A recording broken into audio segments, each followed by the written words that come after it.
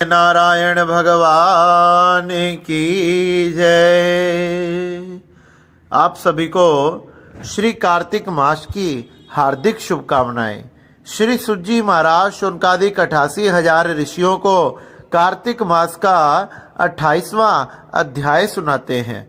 श्री सुज्जी महाराज शौनकादिक 88,000 ऋषियों से कहने लगे कि धर्मदत्त ने पूछा कि हे देवराज, जय और विजय ने अपने पूर्व जन्म में ऐसा कौन सा पुण्य किया जिससे भगवान विष्णु का रूप धारण करके वह उनके द्वारपाल बन गए तथा भगवान नारायण के सबसे प्रिय भक्त बन गए।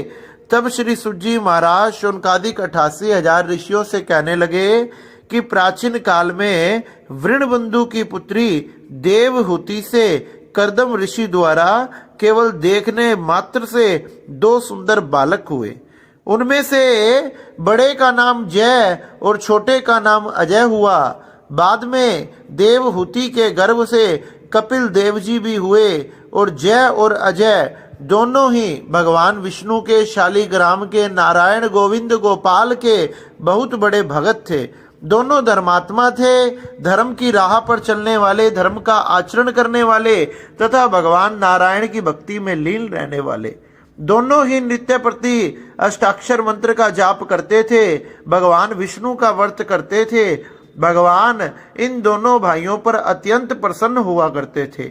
भगवान अत्यंत प्रसन्न होकर इन दोनों को नित्य पूजा के समय दर्शन दिया करते थे तथा इस प्रकार से भक्ति भाव से ये अपना जीवन व्यतीत कर रहे थे। एक समय राजा के निमंत्रण पर देव ऋषि नारद जी गणों के सहित राजा के यज्ञ में पधारे। राजा ने बहुत बड़ा यज्ञ रखा। उस यज्ञ में अनेक प्रकार के संत महात्मा वहां पधारे तथा उस यज्ञ में जय ने ब्रह्मा और अजय ने पुरोहित बनकर यज्ञ को संपूर्ण करवाया। बड़ी सुंदर विधि से, बड़े धार्मिक विधान से इस यज्ञ को संपूर्ण करवाया और यज्ञ की विधि पूर्वक समाप्ति हुई तो मारुत राजा ने जय और अजय को दक्षिणा के रूप में बहुत सा धन प्रदान किया।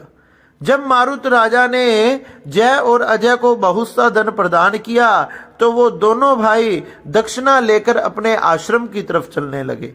जब वह अपने आश्रम की तरफ गए तो धन का बंटवारा करते समय दोनों भाई आपस में झगड़ा होने लगा।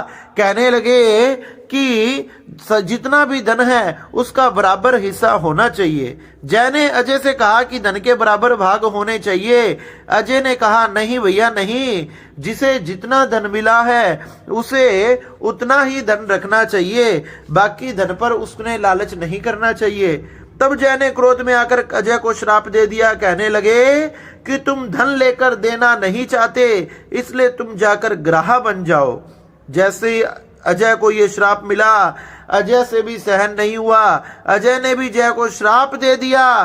कहने लगे तू भी ज्यादा अभिमानी बन रहा है, जा मैं तुझे श्राप देता हूं, तू जाकर हस्त योनि में हाथी बन जा। इस प्रकार से जय को ग्राह होने का और अजय को हाथी होने का श्राप प्राप्त हो गया।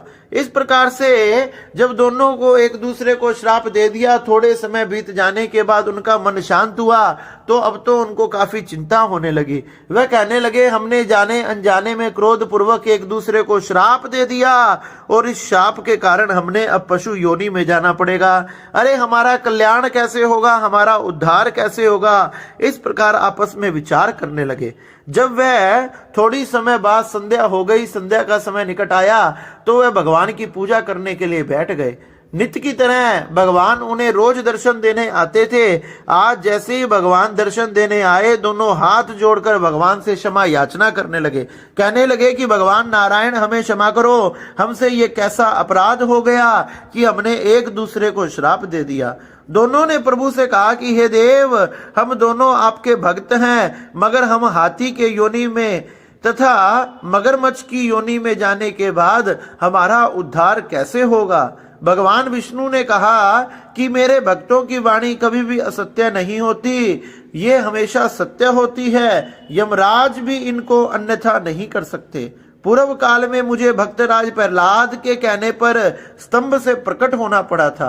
राजा अम्बरीश के कहने पर 10 अवतार लेने पड़े थे। अतः तुम दोनों अपने शापों को भोग कर मेरे लोक को प्राप्त होगे, क्योंकि तुमने जो एक दूसरे को श्राप दिया है उसका फल तुमने भुगतना पड़ेगा, लेकिन मैं तुम्हारा उद्धार अवश्य करूंगा।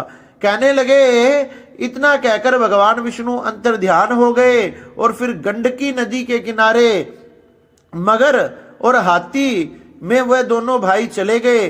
जाति स्मरण होने के कारण, भगवान का आशीर्वाद होने के कारण उनकी स्मरण शक्ति बनी रही, उनको सब कुछ याद रहा तथा इस योनि में भी भगवान विष्णु के व्रत आदि किया करते थे, पूजा पाठ आदि अपने मन से किया करते थे। एक दिन कार्तिक की पूर्णिमा को वह हाथी स्नान करने के लिए गंडकी नदी में गया।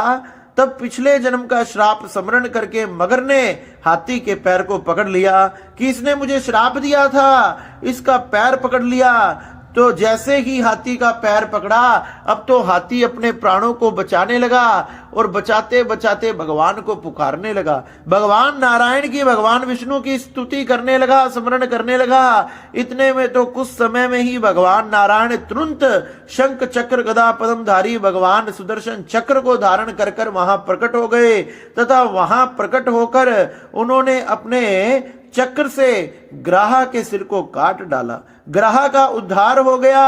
उसी दिन से उस स्थान का नाम हरि क्षेत्र प्रसिद्ध हो गया।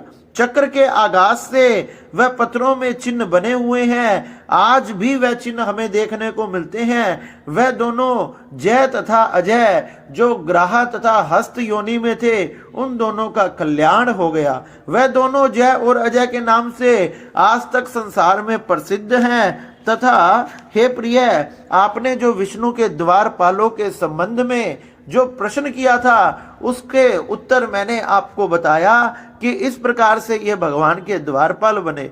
तुम्हें भी ईर्ष्या और द्वेष को त्याग कर नित्य भगवान का व्रत करो। जगत के प्रत्येक जीवन को समदृष्टि से देखो। तुला, मकर और मेष की संक्रांति में नित्य प्रति स्नान करो। तुलसी वन की रक्षा किया करो। एकादशी के व्रत करो। गौ ब्राह्मण वैष्णव की सेवा हर समय तैयार रहो। व्रत करने वाले को मसूर की दाल, बैंगन के साग को कदापि प्रयोग नहीं करना चाहिए। हे धर्मदत्त, ऐसे करने पर तुम शरीर का त्याग कर हम लोगों के समान गति पाओगे। भगवान विष्णु को प्रसन्न करने वाले इस व्रत के समान फल देने वाला तीर्थ दान यज्ञ दूसरा कोई नहीं है। हे विप्र, तुम धन्य हो, क्योंकि तुमने भगवान विष्णु को प्रसन्न करने वाला व्रत किया है, जिसके आधा फल तुमने कलहा को दे दिया। इसके बाद हम कला को बैकुंठ में लेकर जा रहे हैं। तब नारद जी ने कहा कि हे राजन, इस प्रकार से धर्मदत्त को विष्णु भक्ति का उपदेश देकर कलहा को साथ लेकर विष्णु के पार्षद बैकुंठ को चले गए। धर्मदत्त भी उनके आदेशानुसार विष्णु के व्रत में तल्लीन रहा। जब उसका देहांत हो गया तो अपनी स्त्रियों के साथ विष्णु लोक को गया।